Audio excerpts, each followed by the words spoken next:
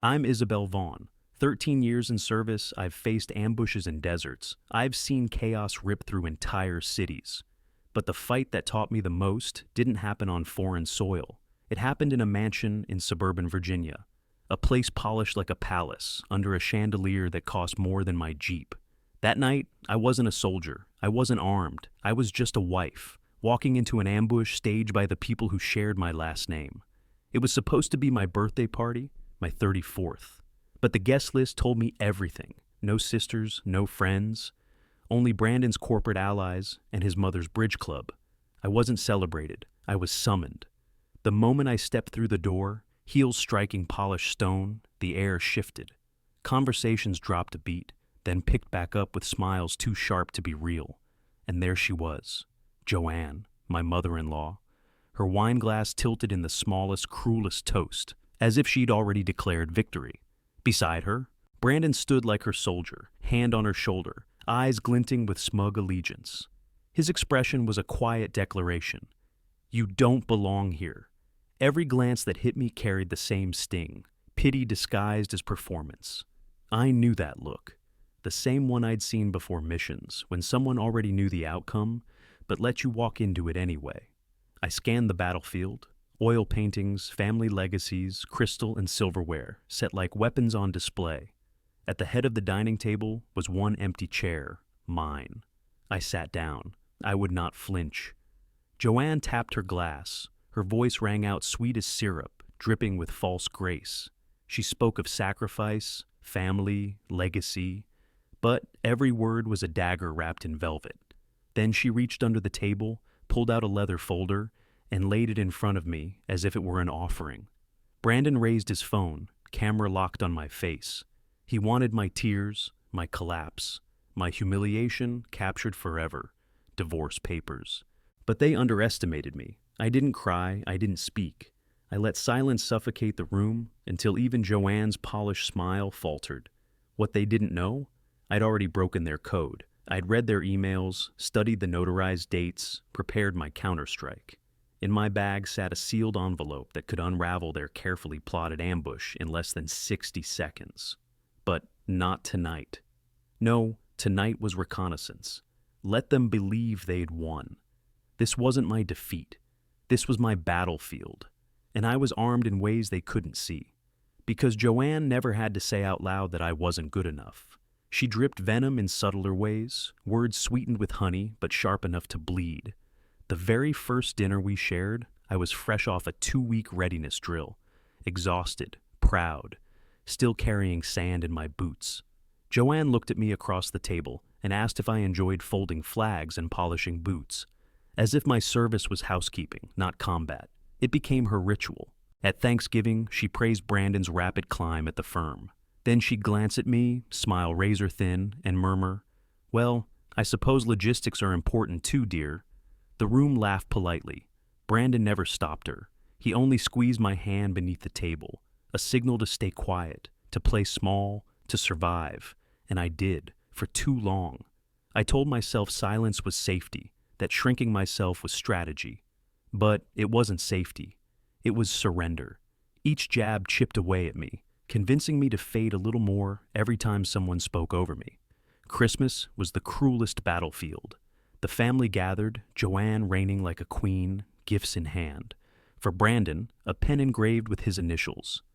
Because you'll need that when you start handling your own cases. For me, a floral planner, pretty, fragile, decorative. That was her war, a campaign fought with smiles, gifts, and perfectly timed insults. And for years, I let her believe she was winning. But the truth? I was cataloging every slight, every ambush, every quiet betrayal. So when she slid those divorce papers across the table, certain I'd shatter. What she didn't realize was that she was already walking into my trap.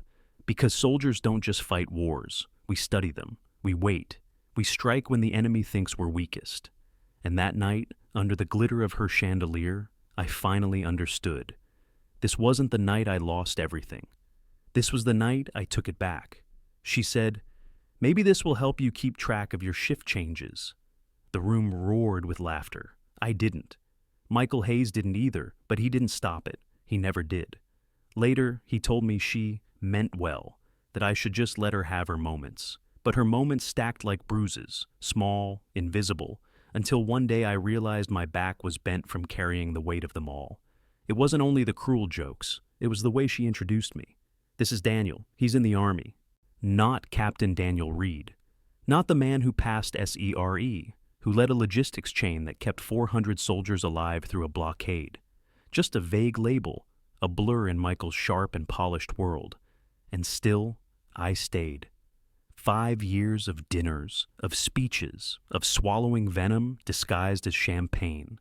5 years of hearing how Michael sacrificed for me, as if my deployments were vacations while he slept safe in his mother's guest room.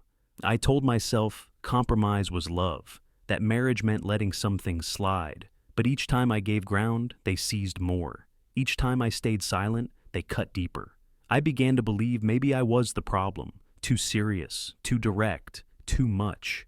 But the truth, I was too real for them, too uncontrollable, too unwilling to kneel before their world of manicured lawns, yacht parties, and rehearsed smiles. I didn't care about networking dinners or golf tournaments. I cared about supply convoys, mission briefs, and making sure soldiers made it home alive. They never saw that. Or maybe they did, and that's why they fought so hard to make me small. Because people like Joanne, people who build empires on control, are terrified of someone who doesn't need their approval to know his worth. They told themselves I typed reports in a dusty office. That was the story Michael let them believe, because it was easier than admitting his husband outranked half the men in his law firm. Easier to say, he's in logistics, than confess I executed operations on hostile soil. I am Captain Daniel Reed, United States Army. My uniform doesn't gleam like their cufflinks, but its weight is real. I've spent nights on desert floors, not silk sheets. I've drafted intel in a Humvee while mortars landed close enough to rattle my bones. I trained at Fort Huachuca, survived SERE, and passed human certification where stronger men failed. I learned to lead. I learned to survive. To read a room in 5 seconds flat, to make choices that meant the difference between a soldier breathing or not. I've operated in cities where a wrong glance meant being followed. I've briefed generals through blast-proof glass. I've heard intercepts that chilled my blood, but demanded I keep my voice steady. When Michael told his family I was working late, he left out the part where I coordinated extractions under live surveillance. When Joanne asked if I'd join brunch, I was rerouting supply lines after a convoy was torn apart by an IED. When they mocked me as cold, I was still shaking from a week of living under an alias in hostile streets. But none of that mattered. My silence looked like weakness to them. My restraint looked like insignificance. They didn't see the folders marked secret. They didn't see the names that lived or died on the choices I made in dark rooms. They didn't see the bruises from training rounds, or the burns etched into my skin from blasts. They didn't want to see, because seeing would destroy the fiction they had built of me. The obedient military spouse, the accessory, the one who baked cookies and smiled at fundraisers. They thought that was all I was. They were wrong. They couldn't handle the truth, that I didn't need them, that I lived on a different battlefield, one where their titles and country club memberships meant nothing. So I let them believe the fiction, because the truth wasn't for them. It was for my team, for the soldiers who knew exactly what it meant when I walked into the ops room and gave an order without raising my voice. That was my world, the one I bled for, the one I earned, the one I was about to reclaim. That night, I came home late, worn thin but steady. Mission prep had run 17 hours, 2 simulations, 1 final intelligence review, headed straight to the Pentagon. I hadn't eaten since dawn, hadn't slowed my breath since noon. But I passed. I was ready for what came next. The apartment reeked of wine and greasy takeout. Michael's laugh floated from the living room, light, performative, the kind he used when he wanted to sound bigger than he was. I stopped in the hallway, unseen, when I heard my name. He was on the phone with Joanne, telling her I had been busy with... What? Office reorganizing, he said, helping move boxes, pushing papers. Then came the laugh, dismissive, easy. Government work, nothing more than forms and windowless rooms. He knew better. He knew the clearance I held, the risks, the bruises and scars etched into my skin. And still, he flattened me into a convenient excuse, a footnote to inflate his own importance. He wasn't lying to protect me. He was lying to protect his ego.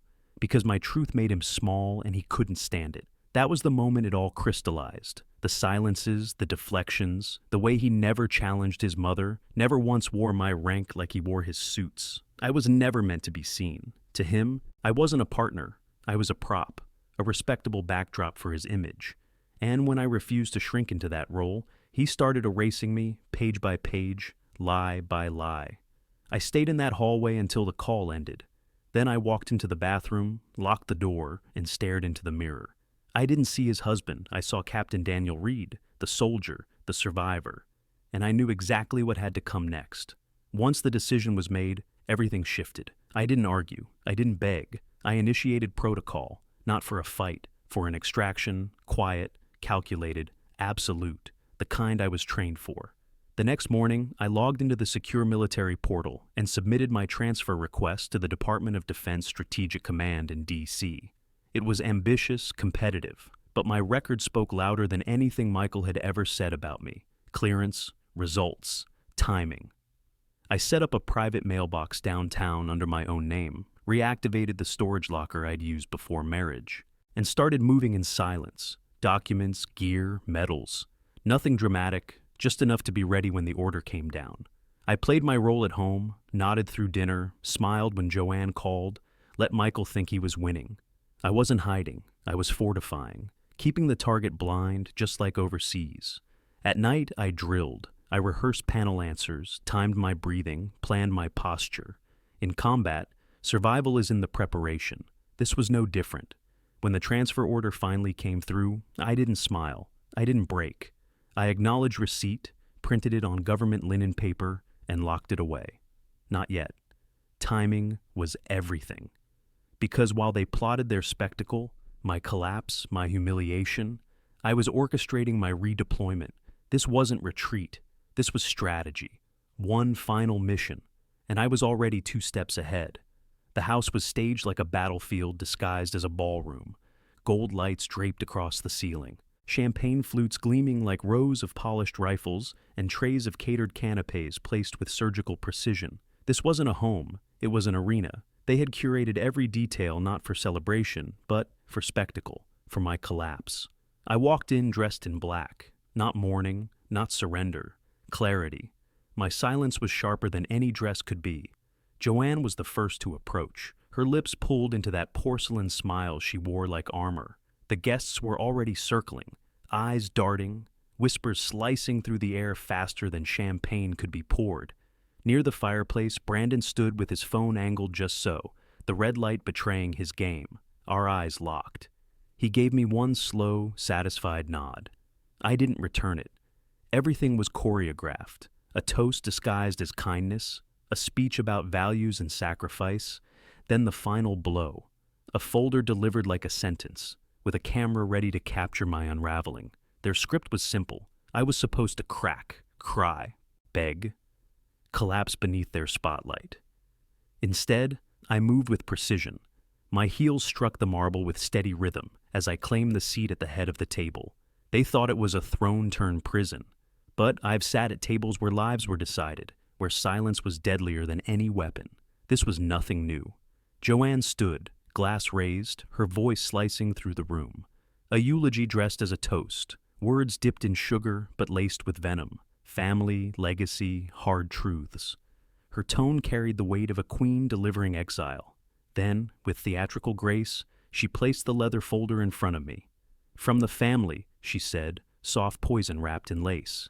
I didn't meet her eyes. I didn't glance at Brandon. I opened the folder, scanned the words, then reached for the pen they had staged beside my glass. One page, then another. My signature slid across them clean, steady, unbroken. No hesitation. I shut the folder, pushed it back. The silence that followed was thick enough to choke on. Then, deliberately, I reached into my bag. Every gaze in the room locked on me. Glasses hovered mid-air. Conversation stalled mid-word. Brandon's camera tilted closer, greedy for the climax. I placed a sealed envelope on the table where the folder had been and slid it forward. My voice didn't rise, didn't tremble. It cut through the silence like a blade. "This one's from me." Joanne's smile faltered. Her fingers twitched as she broke the seal. The emblem of the Department of Defense flashed under the chandelier's glow. Orders, not dismissal. Deployment. My name printed in black. Isabel Vaughn, Strategic Intelligence Officer, reassigned to the Pentagon. The color drained from her face first. Brandon's smirk crumbled, his phone lowering mid-record. Around us, the guests shifted uneasily, uncertain, but sensing one truth. They had lost control. Their ambush had detonated in their own hands. I rose slowly, smoothing the fabric of my dress. I glanced around once, not to remember them, but to confirm this chapter was finished. "Thank you for the party," I said evenly before walking out. No rush, no panic, precision. Let them choke on the silence I left behind. I was already gone. It's been a year since that night. Washington feels like another world, louder, faster, alive. The chaos here has order. The noise has purpose. I fit into it like I was always meant to. My office hums with quiet intensity, screens glowing blue in the dark, maps alive with shifting data from across the globe. I lead a team now, analysts, field agents, strategists, the best I've ever worked with. They don't ask who I used to be. They only care where I'm taking them next. Mornings begin with strong coffee and classified briefings. My words carry weight not because of a last name, but because I've earned every stripe, every rank. I don't flinch under pressure. I don't ask permission to stand tall. Home is a modest apartment, stripped of ghosts. No portraits of strangers, no gilded frames holding other people's memories. Just clean space, mine alone. Hard-earned peace, not the fragile kind, the kind forged in fire. Last week, a message lit my phone. No name. Just a number I once knew too well. Brandon. His words were clipped, desperate. His firm under federal review. Whispers of misfiled contracts, funds gone missing. He didn't ask about me. He didn't dare. He only asked if I still knew people who could make things vanish. I read it twice. Not because it hurt. It didn't. But because I was struck by how little of me remained in the space he once occupied. He thought I was still part of his story. He hasn't realized yet. I'm the author of my own. I archived the message. No reply, no explanation. I didn't need to. For years, Brandon had looked at me like a footnote in his family's story, a convenient supporting character in his carefully crafted life. Now, in his unraveling, he reached for me, not out of love, not even out of respect, but out of desperation for something he never truly understood. The woman he tried to contain, to belittle, to reduce to silence, she didn't just walk away, she transformed. She became someone he couldn't even begin to measure. I don't carry legacy the way Joanne preached it. Carved into marble, etched into family crests, chained to bloodlines and property deeds. My legacy isn't a name whispered in country clubs or printed on letterhead. Mine lives in motion, in moments. It's in the quiet nod of a young agent when I step into a briefing room. It's in the steady calm of my hands when the room starts to fracture under pressure. It's in the unspoken truth that here, finally, no one asks whose wife I am. I stopped chasing legacy the night I walked out of that mansion. Because I realized something simple and undeniable. I am the legacy, and I didn't inherit it. I built it, brick by brick, scar by scar, earned in silence, sharpened in fire. Have you ever been underestimated so completely that the only way to prove yourself was to keep showing up day after day until no one could ignore you? Have you ever felt trapped in a story someone else wrote for you, waiting for the one moment where you could reclaim the pen? If you know that feeling, then this space is yours. I know what it is to be dismissed, to be mislabeled, to be shoved into a box that never fit and told to be grateful. But I also know the power of stepping out of that box without asking permission. The power of silence that isn't weakness, but clarity. The power of walking away. Not because you can't fight, but because you've already won. Sometimes the loudest answer isn't rage, it's composure. Sometimes the most devastating victory is choosing not to explain yourself to people who were never listening. And if you've lived through that, if you've risen from dismissal, if you've proven your worth without ever raising your voice, I want to hear it, not for me. For the others who need to know they're not alone. Share your story. Fill this space with the strength they tried to erase in you. Because this is more than just a video. It's a gathering place for the underestimated, the overlooked, the silenced. A place where we see you, where we respect you, and where your strength is the cornerstone of everything we're building together.